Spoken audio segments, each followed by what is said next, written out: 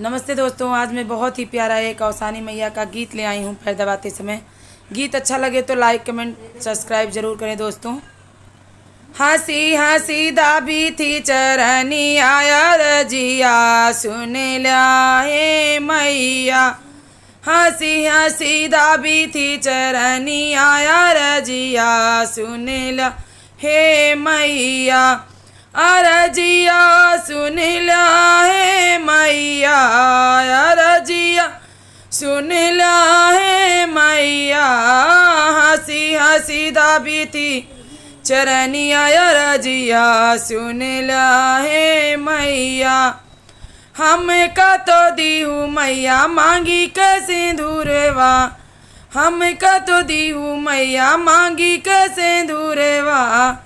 स्वामी जी के लांबी उमरिया रजिया सुन लिया हे मैया। हंसी हंसी दाबी थी चरनी आया रजिया सुन लिया हे मैया। हंसी हंसी दाबी थी चरनी आया रजिया सुन लिया हे मैया। बहुआ कदीहू मैया मांगी के सिंदूरवा, बहुआ कदीहू मैया मांगी के सिंदूरवा। बेटा जी के लांबी उमरिया रजिया सुन लिया हे मैया। बेटा जी के लांबी उमरिया रजिया सुन लिया हे मैया।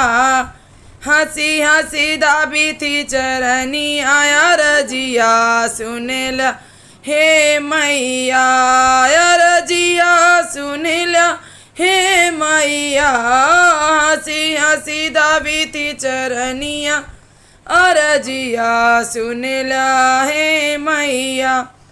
बेटी का दीहू मैया मांगी के सिंदूरवा, बेटी का दीहू मैया मांगी के सिंदूरवा। दम दक लांबी उमरिया अरजिया सुन लिया हे मैया। हंसी हंसी दाबी थी चरनी आया रजिया सुन लिया हे मैया। हंसी हंसी दाबी थी चरनी आया रजिया सुन लिया हे मैया।